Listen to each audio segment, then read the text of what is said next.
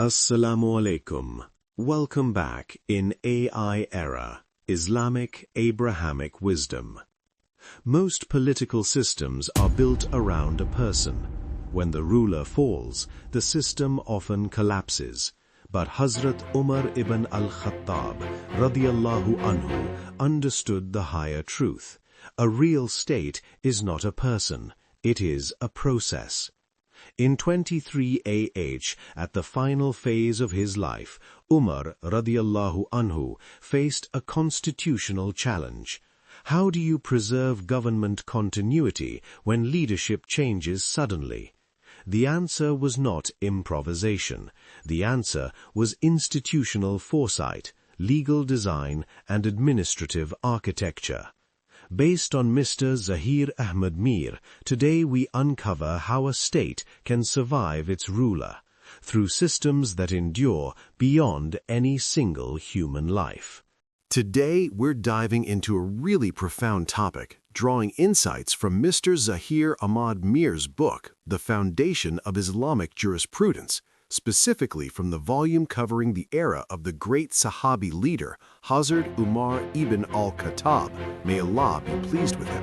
We're going to explore a question that every great organization, every nation, every movement eventually has to face, a question that literally determines whether a legacy lives on or just fades away. Let's just ask it directly. What happens the day after a visionary leader is no longer there? I mean, does everything they poured their life into just crumble? Or somehow does it manage to carry on, maybe even stronger than before? This right here is the core problem of continuity. Today, we're going to look at an absolute masterclass in how to solve it. There's actually a term for this moment of intense crisis. They call it ruler shock. It's that feeling of a sudden chaotic void that's left behind when a powerful central figure disappears from the scene. And make no mistake, this is the ultimate stress test for any state or organization. It's a test that, frankly, many throughout history have failed spectacularly. Now, ruler shock isn't just one problem. Oh no, it's more like a terrifying domino effect of failures, one triggering the next. First, boom, a power vacuum opens up. Everyone's looking around, wondering who's in charge. That immediately leads to policy paralysis, right? Nobody wants to make a big decision. Then, institutional fear kicks in. Officials get scared of doing the wrong thing, so they do nothing. This inaction is like an open invitation for a security breakdown. Finally, you get legitimacy turmoil, where different factions start scrambling, fighting for control. It's the perfect recipe for a complete and total collapse. This brings us to our case study, the incredible foresight of the second caliph, Umar ibn al-Khattab. See, he wasn't just a ruler, he was an architect, a systems builder. He looked at this exact problem of ruler shock, this predictable chaos, and he decided to engineer a solution from the ground up. He set out to build a system that could not only survive him, but thrive without him, a state that was independent of his own powerful personality. This quote, this just perfectly captures his whole philosophy. Let that sink in for a second. A real state is a process. This was a revolutionary reframing of what government even is. It's not about being loyal to one charismatic leader, no matter how amazing they are. It's about creating a durable, repeatable, and predictable process, a system of governments that works reliably no matter who happens to be sitting in the leader's chair. That was his foundational rule, the guiding principle behind everything. The government must outlast the governor. The machinery of the state simply could not be allowed to grind to a halt just because one person was gone. The institutions, the public services, the rule of law, all of it had to be more permanent, more enduring than any single individual. Honestly, this is the thinking that the entire world of modern constitutional government is built upon. The big question is, how did he actually pull this off? Well, it wasn't just one clever trick or a single new law. It was a whole architectural blueprint for building a state that could last. He built his solution on three incredibly strong, interconnected pillars, all designed to create stability for the long haul. Let's break down exactly what they were. Okay, pillar number 1, institutions.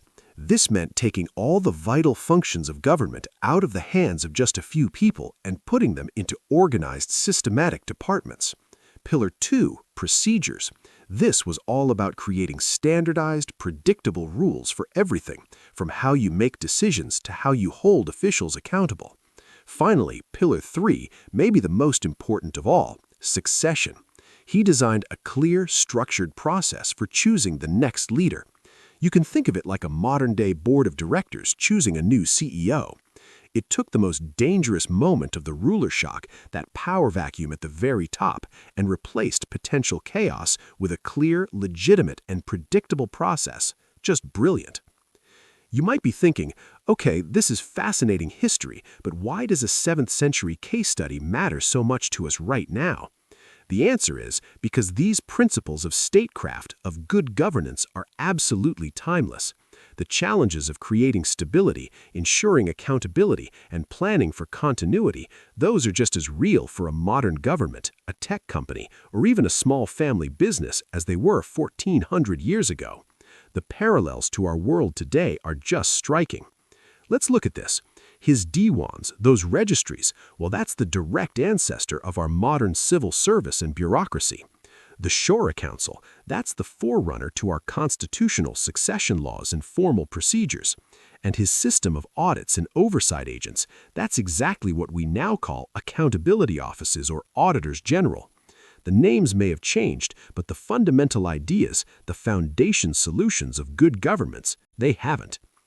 If we had to boil this entire explainer down to a few key takeaways for today, what would they be? First, document your processes. Create that institutional memory. Second, build strong, independent institutions instead of just relying on brilliant individuals. Third, fiercely protect the mechanisms that ensure accountability. Fourth, plan for leadership succession before you need it.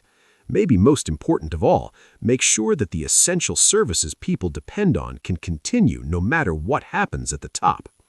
If you found these takeaways valuable, please do subscribe to our channel, give this video a like, and share it with your friends. It really helps us continue this work.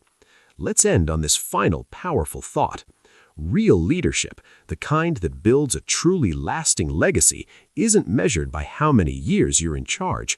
It's measured by the strength and resilience of the systems and the institutions you leave behind. The ultimate achievement of a leader might just be to build something so well-designed, so robust that it doesn't even need them anymore. Now that is the true genius of building for continuity.